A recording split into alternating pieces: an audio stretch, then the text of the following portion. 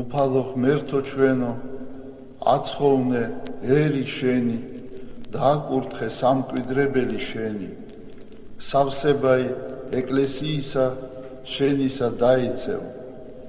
წმინდა ხვენ მოყვარენი სახლისა შენისა შვენიერებისანი.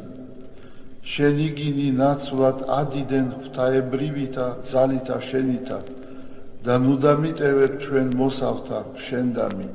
რამე თუ შენი არ სიმტკიცე და შენი არ სუფევა, ძალი და დიდება, მამისა, დაძისა და წმინდისა სულისა, აწდა მარადის და უკუნითი უკუნისამდე. ამინ.